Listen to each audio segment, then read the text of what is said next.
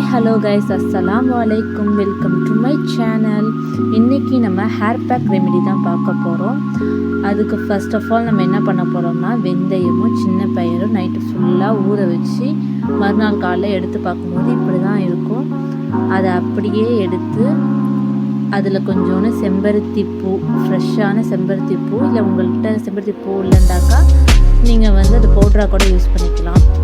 அப்புறமா 3 சின்ன வெங்காயம், அப்புறமா 3 வாழைப்பழம். இதை தான் நம்ம ரெமெடிக்கு யூஸ் பண்ண போகிறோம். அதுக்கு முக்கியமான ஒரு இன்க்ரீடியன்ட் என்னன்னாக்கா விளக்கெண்ணெய். விளக்கெண்ணெய் நம்ம நல்லா ஹேர் க்ரோத் ப்ரொமோட் பண்ணும்.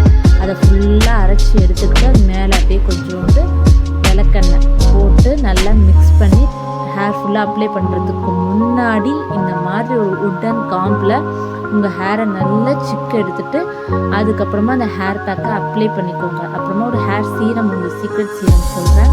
கொதிக்கிற நல்ல தண்ணியில் இந்த செம்பருத்தி பூ, காஞ்ச பூ என்கிட்ட இருந்தது, அதை நான் யூஸ் பண்ணிக்கிட்டேன். நெக்ஸ்ட்டு இந்த ரோஸ்மெரி லீவ்ஸ்.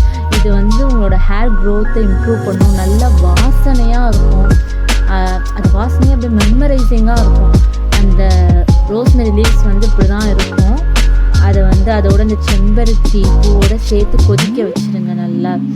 நல்லா கொதிக்க வச்சதுக்கப்புறம் அந்த எசன்ஸ்லாம் இறங்குற வரைக்கும் அதை நல்லா ஆற விடுங்க. ஆற விட்டு அதுக்கப்புறமா வடிகட்டி இந்தமாரி ஒரு ஸ்ப்ரே பாட்டிலில் ஸ்டோர் பண்ணி வச்சுக்கிட்டு 1 வீக் வரைக்கும் நீங்கள் யூஸ் பண்ணலாம்.